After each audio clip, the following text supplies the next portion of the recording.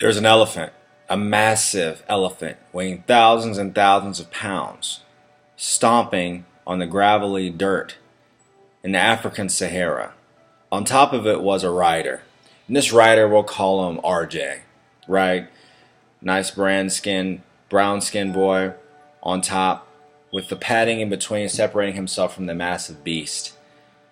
This is about the power of your subconscious mind. What you want consciously and what the unconscious wants, and which one wins, and how this can literally change your life.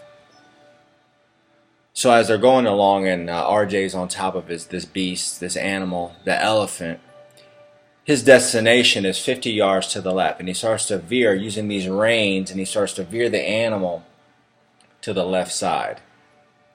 And as he's veering him to the left side, he notices at the corner of his eye that there is a nice turquoise, cool, blue, fresh pool of water to the right, and you can see the sun actually reflect off the ripples on the water.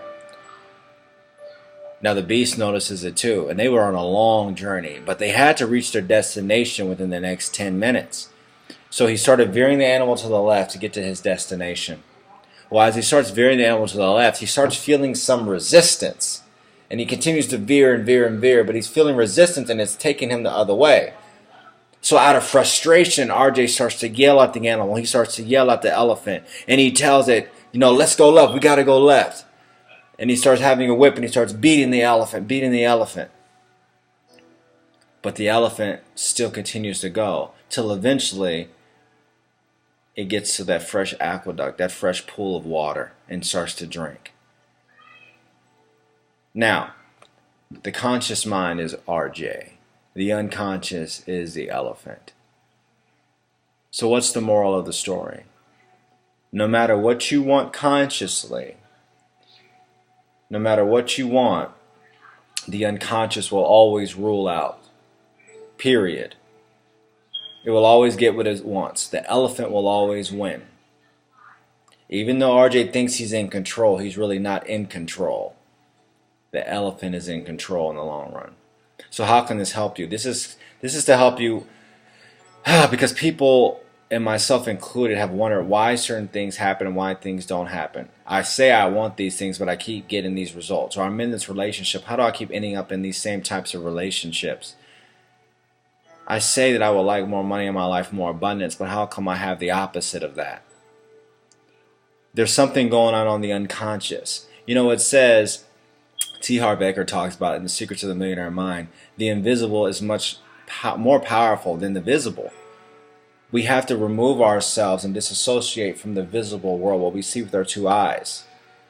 In the book Ask It That Is Given by Jerry and Esther Hicks, it says, through their medium, it says, through the spirit that they channel through, it says that we must look less and imagine more.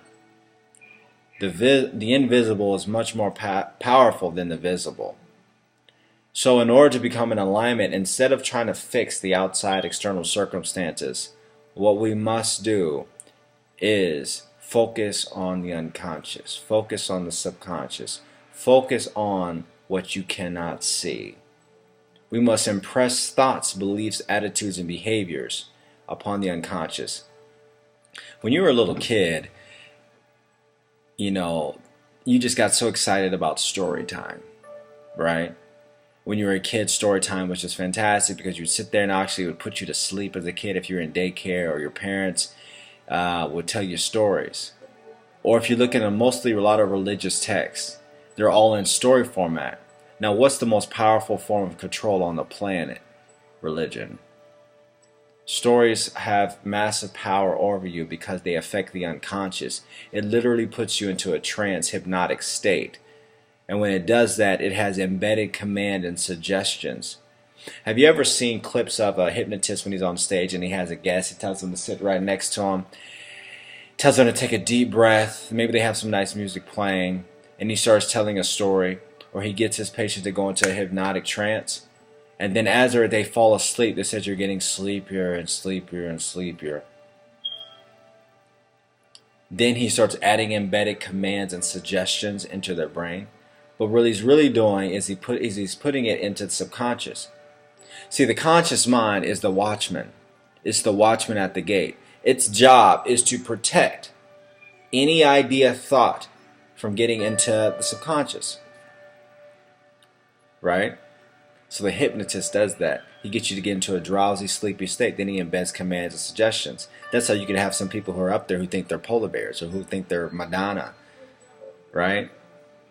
It's fantastic when you really understand this. So I'm basically going off this book, Power of the Subconscious Mind, and there's a bunch of other texts out there referring to this. But this is the key. This is the golden key to get the life that you want. Most people say you got to set goals. That's fantastic. But if your unconscious is not in alignment with the goal that you set, you will not achieve it. Period. Period. It will not happen for you.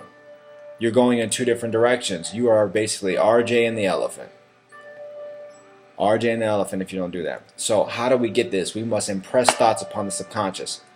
If you watch television, you see when they have an ad come up on television, what do? They have some emotional type music. Maybe they'll show family. Maybe they'll even have some form of sex showing. And then they'll have a symbol, or they'll have a message or thoughts. So basically you associate that emotion, that feeling, to a symbol or a thought or a word or a phrase. Sometimes you're like, that had nothing to do with what the product's about. But that's the point. What they did was they stimulated the emotional side of your brain, got you into an unconscious state, and then they put the commands in. That's why music is so powerful. Music gets you emotional, it gets you hype, it makes you feel good, and the words affect you. That's how you can remember a song 20 years from now. That's how you can remember a story that happened, or you can remember a memory in your brain. You probably remember your first love, your first kiss. You remember the song, you remember the smell that you had in another country. The unconscious rules your life. It rules your behavior. It absolutely does. So this is what most people won't tell you. They'll say, you know, you got to know the how to. Yes, that's a very, very small percentage in the grand scheme of things. But the real thing is, you focus on the training balance scale, 99.99% of it is your beliefs, your thoughts, your attitudes, your feelings, your emotions, the unconscious. The other percent is how to do it. Focus on the beliefs. Focus on the beliefs. A few resources.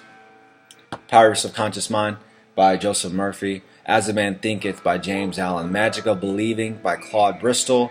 Think and Grow Rich talks about this, about brains, in the chapter about sex transmutation, how our brain responds to stimulation. Read that chapter. Let's see, another book, The Laws of Success in 16 Lessons. Plenty of other things. That's just to get you started. But focus on the unconscious. Focus on the unconscious. It rules your life. It rules behavior. Period. You can control your thoughts and your feelings and your emotions and how you feel about a certain topic that you want to change, and you impress it with new thoughts and new ideas. Then the rest will happen. The rest will happen. Have a fantastic day. Some daily wisdom I just want to share with you guys because most people won't tell you this. So, hope you enjoy. Have a fantastic day. Peace.